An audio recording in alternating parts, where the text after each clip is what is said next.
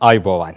යථාර්ථවාදීව ලෝකයේ දෙස බලන්නට සත්‍ය සිදුවීම් සම්පින්ඩනයක පුවත් දිගහැරුම ශ්‍රධරුපවාහිනී 6:30 ප්‍රධාන ප්‍රවෘත්ති විකාශය සමගින් මම ලකිදුනුවංග ප්‍රථමයෙන් සිරස්තල.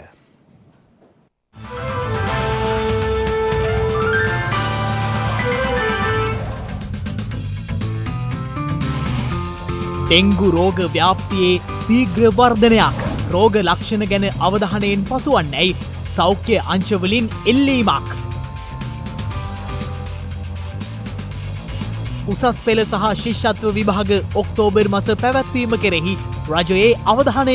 අගෝස්තු මාසයේ පැවැත්වීම නිමිති වෙන උසස් පෙළ විභාගය ඔක්තෝබර් නොවැම්බර් අවදිවල පැවැත්වීම සඳහා සූදානම් කරගෙන යනවා. ඒ වගේම පහේ ශිෂ්‍යත්ව විභාග.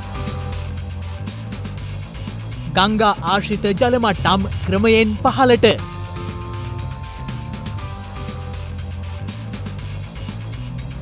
පෘථිවියේ විශාලතම වපසරියක පිහිටි ශාකය ඔස්ට්‍රේලියාවෙන්.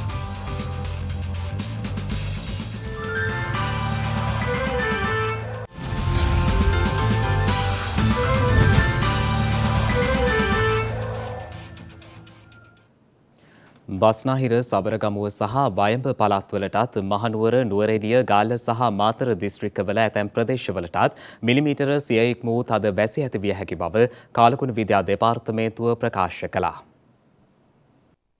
බස්නාහිර සබරගමුව සහ වයඹ පළාත්වලටත් මහනුවර නුවරඑළිය ගාල්ල සහ මාතර දිස්ත්‍රික්කවල ඇතැම් ප්‍රදේශවලටත් මිලිමීටර 100 ඉක්ම වූ තද වැසි ඇති විය හැකි බව කාලකුණ විද්‍යා දෙපාර්තමේන්තුව ප්‍රකාශ කළා. උතුර සහ උතුරු මැද පළාත්වලටත් ත්‍රිකුණාමලය සහ හම්බන්තොට දිස්ත්‍රික්කවලටත් විටින් විට පැයට කිලෝමීටර 40ක පමණ තද සුළං ඇතිවිය හැකි බවයි එම දෙපාර්තමේන්තුව සඳහන් කළේ. මේ අතර ත්‍රිකුණාමලයේ සිට කංකාසන්තුරය පුත්තලම කොළඹ ගාල්ල සහ හම්බන්තොට හරහා පොතුවිල් දක්වා වන වෙරළට ඔබ්බෙන් වන මුහුදු ප්‍රදේශවල සුළඟේ වේගය විටින් විට පැයට කිලෝමීටර 50-60 දක්වා ඉහළ යා හැකියි. මේ අතර වාරිමාර්ග දෙපාර්තමේන්තුවේ ජල විද්‍යා හා ආපදා කළමනාකරණ අංශයේ අධ්‍යක්ෂ SPC සුගීශ්වර මහතා ප්‍රකාශ කළේ ගංගා ආශ්‍රිත ජල මට්ටම තවදුරටත් වර්ධනය නොවන බවයි. දිවයිනේ බස්නාහිර සබරගමුව පළාත්වලටත් ගාල්ල මාතර දිස්ත්‍රික්කවලටත් ඒ වගේම නුවරඑළිය සහ නුවර දිස්ත්‍රික්කවල ස්ථානවලටත් ඊයේ දින සිට මේ දක්වා කාලය තුල කිසිදු ප්‍රදේශයකට සැලකිය යුතු මට්ටමේ ඉහළ වර්ෂාපතනයක් ලැබුණේ නැහැ. ඒ තත්ත්වය නිසා දිවයිනේ අත්තනගලු, කැලණි, කළු, ගින් සහ නිල්වලා කියන ගංගා වලට එකතු වන ධාරා ප්‍රදේශවලින් එකතු වන ජල ප්‍රමාණය අවම වී පවතින බව සඳහන් කරන්න කැමතියි. මේ තත්ත්වය නිසා මේ ගංගාවල කිසිදු ප්‍රදේශයක පවතින ජල මට්ටම් තවදුරටත් සැලකිය යුතු මට්ටමේ වර්ධනයක් අපේක්ෂා කරන්නේ නැහැ. පහළ ප්‍රදේශවල සමහර ස්ථානවල පවතින ගංගාතුර තත්ත්වය තවදුරටත් පවතිනවා. ඒ ස්ථානවල ගංගාතුර තත්ත්වය අද දිනය පුරාමත් පැවතිය හැකි. ඒ වගේම කැලණි ගංගාවේ කිසිදු ප්‍රදේශයකින් අද දිනය තුල ගංගාතුර තත්ත්වයක් වාර්තා වෙන්නේ නැහැ. කළු ගඟේ ඉහළ ප්‍රදේශවල පවතින ගංගාතුර තත්ත්වය සම්පූර්ණයෙන්ම පහව ගොස් තිබෙනවා. කෙසේ නමුත් කළු ගඟේ අතු ගංගාවක් වන කුඩා ගඟේ විශේෂයෙන්ම බුලත් සිංහල ප්‍රාදේශීය ලේකම් කොට්ටාශය තුල කුඩා ගඟ නිම්නයේ පහළ ප්‍රදේශවල පවතින ගංගාතුර තත්ත්වය තවදුරටත් අද දිනය තුල සුළු වශයෙන් අඩු වෙමින් පැවතිය හැකියි. ඒ වගේම මේ ප්‍රදේශවල යට වෙලා තියෙන වතුරට යට වෙලා තියෙන මාර්ග මේ වන විට දින කිහිපයක්ම වතුරින් යට වී තිබෙන නිසා මේ මාර්ග කිසිසේත්ම භාවිතා කිරීම නොසුදුසුයි කියන කාරණය සඳහන් කරන්න කැමතියි. ආපදා කළමනාකරණ මධ්‍යස්ථානයේ අධ්‍යක්ෂ විශ්‍රාමික මේජර් ජෙනරාල් සුදන්ත රණසිංහ මහතා ප්‍රකාශ කළේ ඇති වී තිබෙන අයහපත් කාලගුණ තත්ත්වයේ හේතුවෙන් දිස්ත්‍රික්ක 7ක පුද්ගලයන් පීඩාවට පත්ව ඇති බවයි. මේ දක්වා දිවයිනේ දිස්ත්‍රික්ක 7ක් ප්‍රාදේශීය ලේකම් කොට්ටාශ 43කට මෙම ආපදායෙන් බලපෑම් පත්වලා තියෙනවා. අපි ගත්තොත් රත්නපුර දිස්ත්‍රික්කයේ ප්‍රාදේශීය ලේකම් කොට්ටාශ 11ක්, කළුතර 9ක්, මහනුවර 7ක්, ගම්පහ 9ක්, කොළඹ 3ක්, මාතර 4ක් සහ කෑගල්ලේ දිස්ත්‍රික්කයේ ප්‍රාදේශීය ලේකම් කොට්ටාශ 7කට ආපදාව ලක් වෙලා තියෙනවා. එක මරණයක් රපෝර්ට් වෙලා තියෙනවා. එක තුවාල සිදුවීමක් රපෝර්ට් වෙලා තියෙනවා. පවුල් 5357කට පුද්ගලයන් 22338ක් මෙම පසුගිය දිනවල ඇති වූ ගම් වතුර සහ වර්ෂාව අනුව ආපදා තත්ත්වයට පත් වෙලා තියෙනවා. මේ සියලුම අයවලුන්ට ප්‍රාදේශීය ලේකම් කොට්ටාශ සහ දිස්ත්‍රික් ලේකම්වරුන්ගේ අනුග්‍රහයෙන් පිසුණු ආහාර ලබා දීම සහ අනිකුත් සියලුම පහසුකම් ලබා දීම සඳහා රජයෙන් ක්‍රියා කර සිටිනවා. ඒ මහතා වැඩිදුරටත් ප්‍රකාශ කළේ ඇති වී තිබෙන ගං වතුර තත්ත්වයන් තුළ පුද්ගලයන් ආරක්ෂාකාරී පිළිවෙත් අනුගමනය කළ යුතු බවයි. මේ බැස යන ජලයේ සහ ගං වතුර තියෙන ස්ථානවල වගුරු බිම්වල සහ ජල ස්නානස්ථානවල වුවත් අනාරක්ෂිත ආකාරයෙන් ජල ක්‍රීඩා කිරීමට පාරු පැදීමට උරු පැදීමට දරුවන් යොමු වීම වැළැක්විය යුතුයි. විනෝද වෙන්නට යන පුද්ගලයන්ුත් එම විනෝද වීමට යාමේදී සමහර ඇල දොළවල් වෝටර්ෆෝල්ස් වල නාන්න ස්නානය කරන්න මත්පැන් පානය කරන්න යන්න එපා. ඉතාමත් අවදානම් තත්ත්වයකදී වෙන අපි මේ වෙනකොට එක මරණයක් වාර්තා වෙ තිබෙනවා. මම හිතනවා ඉදිරියට එහෙම නොවන ඇති කියලා. අපේ ජනතාවගෙන තිල්ලා සිටින්නේ අපේ ඉතාමත් උගත් වැදගත් ජනතාවක් සිටින රටක්. ඒක නිසා යම් කෙනෙක් එවැනි වැරදි ක්‍රියාවක් යෙදෙනවා නම් කරුණාකර උන්ගේ දැනුවත් කර ඉවත් කරන්න. එහෙම ඉවත් නොවන්නේ නම් උපදෙස් පිළිගන්නේ නැත්නම් ඕනෑම අවස්ථාවක අපේ 117 දුරකථන අමතන්න අපි ඒ අනුව පොලිසියට දැනුවත් කර ඒ අවශ්‍ය යුතු ක්‍රියාමාර්ග ගන්නවා. මෙම වසරේ ගත වූ මාස කිහිපය තුළ ඩෙංගු රෝග ව්‍යාප්තියේ ශීඝ්‍ර වර්ධනයක් දක්නට ලැබෙන බව ඩෙංගු මර්ධන ඒකකයේ අධ්‍යක්ෂ විශේෂඥ වෛද්‍ය සුදත් සමරවීර මහතා පවසනවා. අද මාධ්‍ය වෙත අදහස් දක්වමින් ඩෙංගු මර්ධන ඒකකයේ අධ්‍යක්ෂ විශේෂඥ වෛද්‍ය සුදත් සමරවීර මහතා ප්‍රකාශ කළේ මෙම වසරේ ගත වූ කාලය තුළ ඩෙංගු රෝගීන් 24523 දෙනෙකු හඳුනාගෙන ඇති බවයි. එම රෝගීන්ගෙන් 6483 දෙනෙකු වාර්තා වී ඇත්තේ පසුගිය මැයි මාසයේදී. මේ අතර ඊයේ දිනේ පමණක් ඩෙංගු රෝගීන් 313 දෙනෙකු හඳුනාගත් බවද ඒ මහතා ප්‍රකාශ කළා. එලෙස වාර්තා වූ ඩෙංගු රෝගීන්ගෙන් වැඩි සංඛ්‍යාවක් බස්නාහිර පළාතේ කොළඹ, ගම්පහ, කළුතර යන දිස්ත්‍රික්කවලින් හඳුනාගෙන තිබෙනවා. ඊට අමතරව මහනුවර, ගාල්ල, යාපනය, ත්‍රිකුණාමලය, මඩකලපුව, කෑගල්ල සහ රත්නපුර දිස්ත්‍රික්කවලින්ද වැඩි වශයෙන් ඩෙංගු රෝගීන් වාර්තා වන බවයි ඒ මහතා ප්‍රකාශ කළේ. පසුගිය මාස 3 තුළ ඩෙංගු රෝගීන්ගේ වර්ධනයක් අපි ක්‍රමක්‍රමයෙන් දැක්කා. ඒ ඉදිරියේදී මීටත් වඩා ශීඝ්‍රයෙන් වැඩි වේ කියලා අපි බලාපොරොත්තු වෙනවා මේ පවතින කාලගුණ තත්ත්වයත් එක්ක. ඒ නිසා සියලුම දෙනාගේ වගකීම තමයි ඩෙංගු රෝගී බෝ වෙන ස්ථාන අපේ නිවසවට තියෙනවා නම් ඒ සොයා බලා විනාශ කිරීම. ඒ වගේම අමතක කරන්න එපා අපේ නිවස ඇතුලේ ජලය එකතු කරන භාජනවල, ශීතකරණවල තියෙන තැටිවල, මල් බඳුන් වගේ ස්ථානවල මදුරුවන් බෝ වෙන්න පුළුවන්. ඒ තැන් හොයා බලා මදුරු කීටයන් බෝ වෙන්න නැති විදියට ඒතන් කල්පනාකරණය කිරීම ඉතාමත්ම වැදගත් වෙනවා. ඩෙංගු මදුරු වර්ග දෙකක් තියෙනවා. ඒ මදුරු වර්ග දෙකම බෝ වෙන්නේ පැහැදිලි ජලයේ. ඩෙංගු මදුර සාමාන්‍යයෙන් තරමක් දුර පියාසර කරනවා. මීටර් 200ක විතර වගේ දුරක ව්‍යාප්ත වෙන්න පුළුවන්.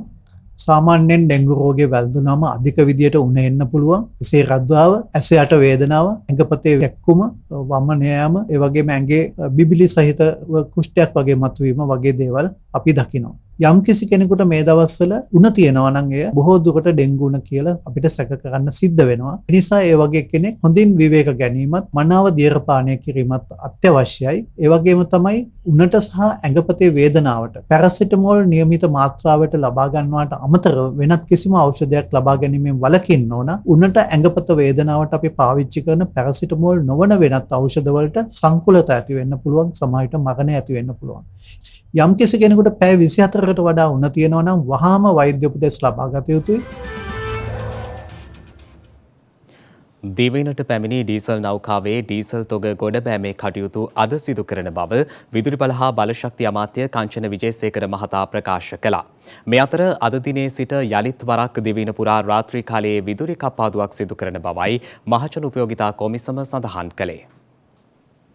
විදුලි බල හා බලශක්ති අමාත්‍ය කංචන විජේසේකර මහතා සිය ට්විටර් ගිණීමේ සටහනක් තබමින් මේ වන විට ලංකා ඛනිජ තෙල් සංස්ථාව සතු ඉන්ධන සංචිත පිළිබඳ පැහැදිලි කර තිබෙනවා.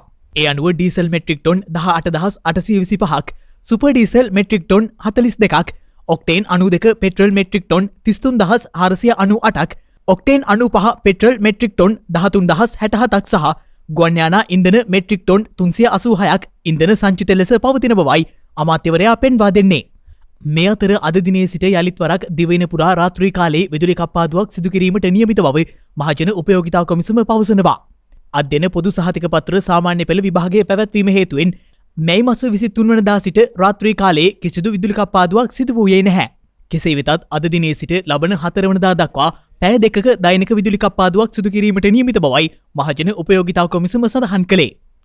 ඒ අනුව අද සහ හෙට යන දෙදින තුළ දිවා කාලයේ පැයක් සහ රාත්‍රී කාලයේ පැයක් වශයෙන් පැය දෙකක විදුලි කප්පාදුව සිදු කිරීමට නියමිතයි. ජූනි මාස 4 වන දින රාත්‍රී කාලයේ පමණක් පැයක විදුලි කප්පාදුවක් සිදු කිරීමට සැලසුම් කර ඇති අතර ජූනි මාස 5 වන ඉරු දින විදුලි කප්පාදුවක් සිදු නොකිරීමටද මහජන උපයෝගිතා කොමිසම තීරණය කර තිබෙනවා. මේ අතර අද දිනෙත් දිවයින පුරා ගෘහස්ත ගෑස් සිලින්ඩර 50,000ක් බෙදා හැරීමට සැලසුම් කර ඇති බව ලිට්‍රෝ සමාගම නිවේදනය කළා. ඉන් 60% ප්‍රමාණයක් කොළඹ සහ ගම්පහ දිස්ත්‍රික්කවල බෙදා හැරීමට නියමිතයි. පසුගිය අඟහරුවාදා දිනයේ සිට අකණ්ඩව දෛනික ගෑස් සිලින්ඩර 50,000 බැගින් බෙදා හැරීමට කටයුතු කළ බවයි ලිට්‍රෝ සමාගම සඳහන් කළේ. මේ වසරේ පැවැත්වීමට නියමිත උසස් පෙළ සහ ශිෂ්‍යත්ව විභාග ඔක්තෝබර් මාස පැවැත්වීමට මේ වන විට කටයුතු සූදානම් කරමින් සිටින බව අධ්‍යාපන අමාත්‍ය සුසිල් ප්‍රේමජයන්ත් මහතා පවසනවා. රජයේ ප්‍රවෘත්ති දෙපාර්තමේන්තුවේ අද පැවති මාධ්‍ය හමුවකට එක්වෙමිනුයි අමාත්‍යවරයා මේ බව සඳහන් කළේ. දැනට අගෝස්තු මාසයේ පැවැත්වීම නිමිත්ත වෙන උසස් පෙළ විභාගය ඔක්තෝබර් නොවැම්බර් අවදිවල පැවැත්වීම සඳහා සූදානම් කරගෙන යනවා. ඒ වගේම පහේ ශිෂ්‍යත්ව විභාගය. අපි බලාපොරොත්තු වෙනවා 2023 වර්ෂය ආරම්භ වීමට මත්තෙන් 2022 දෙසැම්බර් මාසයේ 22 23 දක්වා පාසල් දින පැවැත්වීමට ඉඩ තියෙනවා බොහෝ දුරට. එම කාල සීමාව තුළ අපි අධ්‍යාපන ක්ෂේත්‍රයේ සියලු පාර්ශ්වයන් එක්ක සාකච්ඡා කළා දරුවන්ට පාසල් දින ගන්න උපරිමයෙන් ලබා දීලා 2022 වර්ෂයේ තිබෙන විෂය නිර්දේශයන් ආවරණය කර ගැනීම සඳහා අවශ්‍ය පසුබිම පාසල් තුල නිර්මාණය කරන්න. ඒ වගේම අපි මේ වෙන විට ලබන වර්ෂයේ 2023ට අවශ්‍ය පෙළ පොත් මුද්‍රණය, එක්සයිස් පොත්, විභාග දෙපාර්තමේන්තුවට අවශ්‍ය මුද්‍රණ කඩදාසි, අනිකුත් මෙවලම් ලබා ගැනීම සඳහා මේ වන විට භාණ්ඩාගාරයත් ඒ වගේම අපිට ලැබී තිබෙන ක්‍රෙඩිට් ලයින් වලිනුත් මුදල් ලබා ගැනීම සඳහා සියලු ඇස්තිමේන්තු සකස් කළා අදාළ අංශ වලට යොමු කරලා තිනවා. පාසල් නිලැඳුම් ලබා දීම සම්බන්ධයෙන්ුත් මේ වෙන විට මූලික පියවර අරගෙන යනවා. ඒ සියල්ලම අපිට ප්‍රධානයන් හැටියට ලබා ගැනීමට අපි සෑහෙන මහන්සියක් ගන්නවා. ඒ වගේම පාසල් දරුවන්ගේ පෝෂණය මම හිතන්නේ ඉතාම වැදගත්. දැනට ලක්ෂ 11ක පමණ තමයි පෙර පාසල් සහ ප්‍රාථමික අංශයේ තෝරාගත් යම් ප්‍රදේශවල අවශ්‍ය දරුවන්ට මේ පෝෂණය ලබා දීම සඳහා කටයුතු කරගෙන යන්නේ. ඒ වගේම දැනට වෙන් කරලා තිබෙන දිනකට වෙන් කරලා තිබෙන මුදල කිසිසේත්ම ප්‍රමාණවත් වන්නේ නැහැ. ඒක දෙගුණයක් කිරීම සඳහා මේ දිනවල අපි අමාත්‍ය මණ්ඩල සංදේශයක් සකස් කරලා අනුමැතිය ලබා ගන්න කටයුතු කරනවා. අපේ රටේ ජාතික පාසල් 393ක් මේ වෙනකොට තියෙනවා. මේ 393න් ජාතික පාසල් 35ක් නගර ආශ්‍රිතව තිබෙන ප්‍රමුඛ පෙළේ 35ක් තිබෙනවා. එනේ පාසල් වල පසුගිය වකවානුන් තුල චක්‍රලේඛනය උල්ලංඝනය කරමින් පන්ති කාමරයක සිටිතු සිසුන් සංඛ්‍යාව ඉක්මවා යමින් සිසුන් ඇතුළත් කිරීම ගණනාවක් සිදු වෙලා තියෙනවා. ඒ නිසා මේ පාසල් 35ක සිදු ඇතුළත් කිරීම සම්බන්ධයෙන් විගණනාධිපතිවරයාට යොමු කළා විගණන පරීක්ෂණයකට යොමු කළා තියෙනවා. ඒ නිසා මේ කිසිම පාසලක් සම්බන්ධයෙන් අතරමැද පන්ති සඳහා මේ දිනවල දරුවන් ඇතුළත් කිරීමට ඉඩ කඩක් නැහැ. විගණන පරීක්ෂණ අවසන් වෙලා අපි ප්‍රතිපත්තිමය තීන්දුවක් ගන්නාත් එක් දරුවන් පාසල් මාරු කිරීමට විශේෂ හේතු තියෙන පුළුවන් රාජකාරී වශයෙන් අත්‍යවශ්‍ය රාජකාරී වල දෙන මාරුවෙන්. නමුත් මේ වාර දෙකේදී අපි බලාපොරොත්තු වෙන්නේ හැකියතාක් දුරට මේ කටයුතු අවම කළා දරුවන් ඉන්න පාසල් වලම තමන්ගේ අධ්‍යාපන කටයුතු සාර්ථකව පැවැත්වීම. වගේම විද්‍යාපීඨවල දැනට ගුරුවරුන් වීමට බලාපොරොත්තු වෙන කණ්ඩායම් දෙකක් මේ වෙනකොට පුහුණුවීම් කරගෙන යනවා. අවසාන කණ්ඩායම ඉතා කඩිනමින් විභාග පවත්වලා ඒ ඇයට පත්වීම් ලබා දීම සඳහා අවශ්‍ය පරිසරය සකස් කරගෙන යනවා. 2022 වසරේ මුල් මාස 5ක කාලය තුල පුද්ගලයන් 2,88,645 දෙනෙකු විදෙස් ගමන් බලපත්‍ර සකස් කරගෙන ඇති බව ආගමන හා විගමන දෙපාර්තමේන්තුව පවසනවා. ආගමන විගමන දෙපාර්තමේන්තුව ප්‍රකාශ කළේ පසුගිය 2021 වසරේදී නිකුත් කර ඇත්තේ විදෙස් ගමන් බලපත්‍ර 3,82,506ක් පමණක් බවයි. රට තුළ පවතින ආර්ථික අර්බුදය හමුවේ බොහෝ පිරිසක් විදෙස්ගත රැකියා සඳහා යොමුව තිබෙන බවත් මේ හේතුවෙන් වැඩි පිරිසක් ගුවන් ගමන් බලපත්‍ර සකස් කර ගැනීමට යොමුව තිබෙන බවයි ආගමන විගමන දෙපාර්තමේන්තුව ප්‍රකාශ කළේ.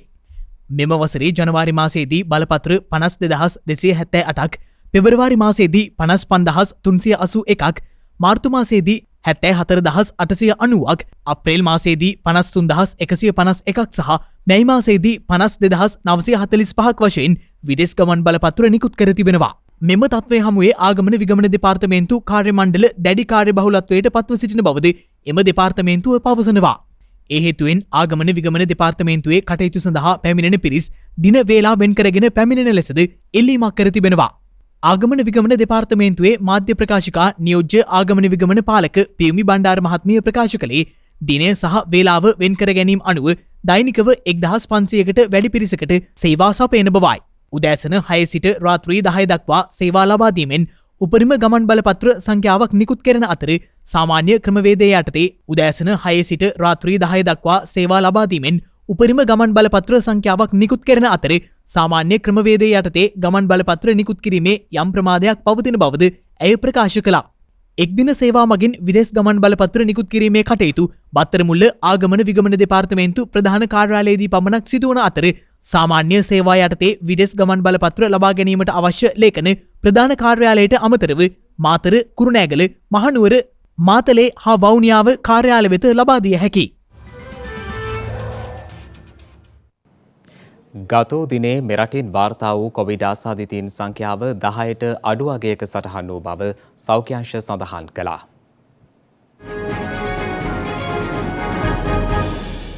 ගත වූ දිනේ මෙරටින් නව කොවිඩ් ආසාදිතයන් 4 දෙනෙකු වාර්තා වී ඇති බව වසංගත රෝග විද්‍යා ඒකකය දැනුම් දී තිබෙනවා. ඒ මෙරට සමස්ත කොවිඩ් ආසාදිතයන් සංඛ්‍යාව 6,63,838ක් දක්වා ඉහළ නංවමින් මේ අතර ගත වූ දිනේ මෙරටින් එක් කොවිඩ් ආසාදිත මරණයක් වාර්තා වී ඇති බව සෞඛ්‍ය සේවා අධ්‍යක්ෂ ජෙනරාල්වරයා විසින් දැනුම් දී තිබෙනවා. ඒ අනුව මේ වන විට මෙරටින් වාර්තා වන සමස්ත කොවිඩ් ආසාදිත මරණ සංඛ්‍යාව 16,518ක් ලෙසයි දැක්වුණේ. අකණ්ඩව මෙරටින් වාර්තා වන දෛනික කොවිඩ් ආසාදිතයන් සහ මරණ සංඛ්‍යාවල අඩුවක් පෙන්නුම් කළත් තවමත් වසංගත අවදානම එලෙසින්ම පවතින බැවින් ජනතාව තවදුරටත් නිසි සෞඛ්‍ය පුරුදු අනුගමනය කරමින් කටයුතු කළ යුතු බව සෞඛ්‍ය අංශය සඳහන් කළා.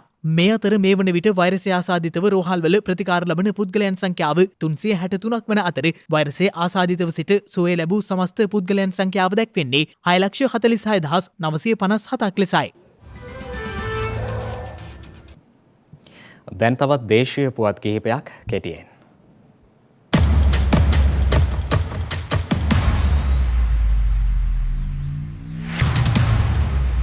යාල කන්නේ සඳහා අවශ්‍ය පොහොර කඩනමින් ලබාදීමට ඉන්දියා අග්‍රාමාත්‍ය නරේන්ද්‍ර මෝදි මහතා එකඟතාවය පළ කළ බව ජනාධිපති ගෝඨාභය රාජපක්ෂ මහතා පවසනවා. වාරිමාර්ග ක්ෂේත්‍රයේ මුහුණ දෙන අභියෝග සහ විසඳුම් පිළිබඳ ඊයේ පස්වරුවේ කොළඹ කොටුව ජනාධිපති මන්දිරයේදී පැවති සාකච්ඡාවේදී ජනාධිපතිවරයා මේ බව සඳහන් කළේ. එමෙන්ම උමා ඔය සහ මොරගහ කන්ද ව්‍යාපෘති මෙම වසර නිමවීමට පෙර අවසන් කර මහ කණ්ඩය සඳහා ප්‍රතිලාභ ලබා දිය හැකි බවද සාකච්ඡාවේදී අනාවරණය කෙරුණා. එහිදී යල කන්නේ වගා කටයුතු පිළිබඳ විශේෂ අවධානය යොමු කෙරෙනු අතර වාරිමාර්ග දෙපාර්තමේන්තුව සහ මහවැලි අධිකාරිය යටතේ ජලය සැපේන ඉඩම් වලින් 50% මේ වන විටත් වපුරා ඇති බවයි වාර්තා වුණේ. මේ අතර මහ කන්නේදී වී වගාව සඳහා අවශ්‍ය යූරියා පොහොර ලබා දීම සඳහා අවශ්‍ය මූලික සහයෝගය ලබා දීමට ලෝක බැංකුව එකඟත්වය ලබා දුන් බව කෘෂිකර්ම අමාත්‍ය මහින්ද අමරවීර මහතා පවසනවා. රසායනික පොහොර ලබා ගැනීම සම්බන්ධයෙන් ඊයේ පස්වරුවේ ලෝක බැංකුවේ නිලධාරීන් සමග කෘෂිකර්ම අමාත්‍යාංශයේදී පැවති සාකච්ඡාවකදී අදාළ එකඟත්වය ලබා දුන් බවයි අමාත්‍යවරයා සඳහන් කළේ.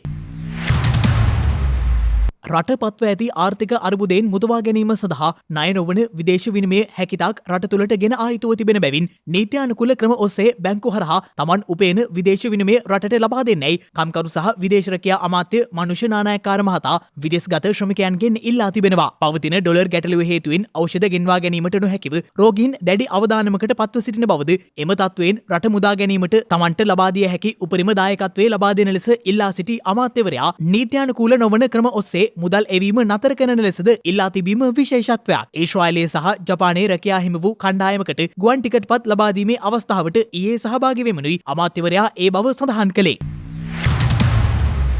කම්කරු දෙපාර්තමේන්තුවේ ප්‍රධාන කාර්යාලය සහ සියලුම ප්‍රාදේශීය කාර්යාල ජූනි මාස 3 වෙනිදා සිට සතියේ සෑම සිකුරාදා දිනකම වසා තැබෙන බව කම්කරු කොමසාරිස් ජෙනරාල් බී.කේ. ප්‍රභාත් චන්ද්‍රකීර්ති මහතා පවසනවා. ඒ අනුව කම්කරු කොමසාරිස් ජෙනරාල්වරයා සඳහන් කළේ කම්කරු දෙපාර්තමේන්තුවේ ප්‍රධාන කාර්යාලය සහ සියලුම ප්‍රාදේශීය කාර්යාල සඳුදා සිට බ්‍රහස්පතින්දා දක්වා පමණක් විවෘත කර තැබෙන බවයි. මෙම පියවර ගෙන ඇත්තේ පවතින සම්පත් හිඟේ මත රාජ්‍ය වියදම අවම කිරීමට රාජ්‍ය ආයතනවල කාර්ය මණ්ඩලය කැඳවීම සීමා කිරීම සඳහා නිකුත් කළ රාජ්‍ය පරිපාලන චක්‍රලේඛයට අනුවයි. ඒ අනුව අධ්‍යක්ෂ ජෙනරාල්වරයා සේවාලාභීන්ගෙන් ඉල්ලා සිටින්නේ සේවා ලබා ගැනීම සඳහා සිකුරාදා ප්‍රධාන කාර්යාල හෝ ප්‍රාදේශීය කාර්යාල වෙත පැමිණීමෙන් වළකින ලෙසයි.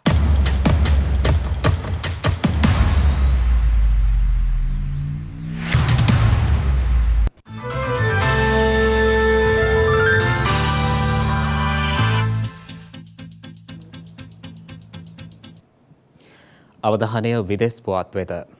රුසියානු තෙල් ප්‍රතික්ෂේප කිරීමට යුරෝපා සංගමය ගත් තීරණය ස්වයං විනාශකාරී පියවරක් බව රුසියානු පාර්ශවය විසින් දැනුම් දී තිබෙනවා. යුක්‍රේන ආක්‍රමණය නවතාලීම සඳහා සම්බාධක පැනවීමේ අරමුණින් රුසියානු තෙල් ප්‍රතික්ෂේප කිරීමට යුරෝපා සංගමය ගත් තීරණය ස්වයං විනාශකාරී තීරණයක් බව රුසියාව පවසනවා. ඒ අනුව එම තීරණය සමස්ත යුරෝපා කලාපයටම ආර්ථික පසුබෑමක් ඇති කරන කාරණාවක් බවටයි රුසියානු පාර්ශවය අනතුරු අඟවා ඇත්තේ. පසුගියදා යුරෝපා සංගමයේ සමාජික රටවල් තීරණය කළේ යුක්‍රේනය ආක්‍රමණය කිරීම සම්බන්ධයෙන් රුසියාවට තවදුරටත් සම්බාධක පැනවීමේ පියවරක් ලෙස රුසියානු තෙල් ආනයනෙන් 90% මේ වසර අවසන් වන විට කපා හැරීමටයි. එහෙත් රුසියාවේ විදේශ අමාත්‍යංශය විසින් මෙම පියවර හරහා යුරෝපා කලාපය තුළ තවදුරටත් තෙල් මිල වැඩිවීම සිදුවනු ඇති බවත් බලශක්ති නිෂ්පාදනාගාර ඇනහිට කර්මාන්ත ඇතුළු සැපයුම් දාම කඩාකප්පල් වීමට බොහෝ දුරට ඉඩ ඇති බවත් නිවේදනය කර තිබෙනවා. යුරෝපා සංගමයේ එම තීරණයත් සමග රුසියාව විසින්ද තම තෙල් පාඩු පිට යුරෝපයට අලෙවි නොකරන බවට අවධාරණය කළ අතර ලොව එක් ප්‍රදේශයක ඉල්ලුම පහත වැටුණත් රුසියානු තෙල් සඳහා ඉල්ලුම අධික තවත් ප්‍රදේශ ඕනෑ තරම් බව රුසියාව විසින් සඳහන් කළ බවයි විදෙස් මාධ්‍ය වාර්තා කළේ. ඒ අනුව මේ වන විටත් ලොව තුන්වන විශාලතම තෙල් පාරිභෝගිකයා වන ඉන්දියාව විසින් රුසියානු තෙල් මිලදී ගැනීම පසුගිය වසරට වඩා දෙගුණයකින් වැඩි කර ඇති අතර ඒ හේතුවෙන් ඉන්දියාවට වට්ටම් යටතේත් තෙල් සැපයුම් සිදු කරන බවට රුසියාව අවධාරණය කර තිබීම විශේෂත්වයක්. මීට පෙරද හංගේරියාව ඇතුළු යුරෝපා රටවල් කිහිපයක් රුසියානු තෙල් තහනම් කිරීමේ යුරෝපා සංගම් තීරණයට විරෝධය පළ කළේ ඒ හරහා තම රටවල ආර්ථිකය කඩා වැටෙනු ඇතැයි බිය වී බැවින් නොබෝ දිනකදී රුසියානු තෙල් තහනමේ ප්‍රතිවිපාක සමස්ත යුරෝපා කලාපයටම බලපානු ඇති බවට රුසියාව විසින් අවධාරණය කළ බව විදෙස් වාර්තා පෙන්වා දී තිබෙනවා. පෘථිවියේ විශාලතම වපසරියක පිහිටි ශාකය ඔස්ට්‍රේලියාවේ වෙරළට ඔබ්බෙන් සොයාගෙන ඇති බව විදෙස් මාධ්‍ය වාර්තා කළා. ජාන පරීක්ෂාව භාවිත කරමින් බටහිර ඔස්ට්‍රේලියාවේ මුහුදු තීරවල දක්නට ලැබෙන විශාල මුහුදු තනබිම් සත්‍ය වශයෙන්ම එක් ශාකයක් බවට විද්‍යාඥයන් එහිදී තීරණය කර තිබෙනවා. එය අවම වශයෙන් වසර 4500කට පමණ පෙර එක් බීජයකින් පැතිරී ඇතැයි විශ්වාස කරන බවයි විදෙස් වාර්තා සඳහන් කළේ. එම මුහුදු තෘණ වර්ග කිලෝමීටර 200ක් එනම් වර්ග සැතපුම් 77ක් පමණ ආවරණය කරන බවටයි බටහිර ඔස්ට්‍රේලියානු විශ්වවිද්‍යාලයේ පර්යේෂකයන් අනාවරණය කර ඇත්තේ. ඒ අනුව ඔස්ට්‍රේලියාවේ පර්ත් නගරයට උතුරින් කිලෝමීටර 800ක් පමණ දුරින් පිහිටි ශාක් බොක්කේදී අහම්බෙන් මෙම සොයා ගැනීම සිදු කර ඇති බව විදෙස් මාධ්‍ය වාර්තා කළා. ඔස්ට්‍රේලියානු වෙරළ තීරයන්හි බහුලව දක්නට ලැබෙන රිබන් වල් පැලෑටි ලෙසද හඳුන්වන එම මුහුදු තෘණ ලොව විශාල වපසරියක පිහිටි ශාකය ලෙස දැනට හඳුනාගෙන ඇති බවයි විදෙස් වාර්තා වැඩිදුරටත් සඳහන් කළේ.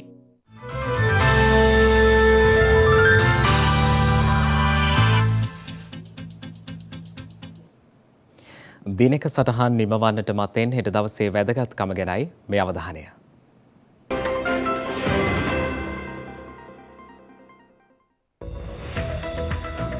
හෙට ජූනි 3 වෙනිදා මුද්‍රිත මාධ්‍ය නිදහසේ වැදගත්කම පිළිබඳව දැනුවත් කිරීම සහ ආරක්ෂා කිරීම වෙනුවෙන් නම් කරන ලද ජාත්‍යන්තර මුද්‍රිත මාධ්‍ය නිදහස් දිනය ජූනි මාස 3 වන දිනට එනම් හෙට දිනට යෙදී තිබෙනවා.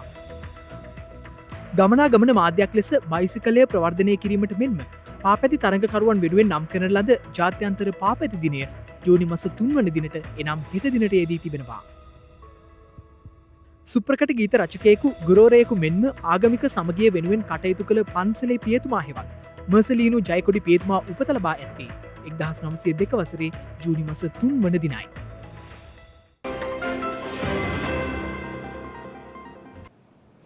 ඒ සමගින් ශ්‍රද්ධා ප්‍රධාන ප්‍රවෘත්ති විකාශය නිමාවට පත්වනවා. හමුවෙමු හෙටත් සවස 6:30ට. තෙරුවන් සරණයි. නම බුද්ධාය. මෙවැනි වැදගත් පුවත් නැරඹීම සඳහා ශ්‍රද්ධා TV News YouTube channel එක subscribe කර සීනුව සලකුණ වන්න.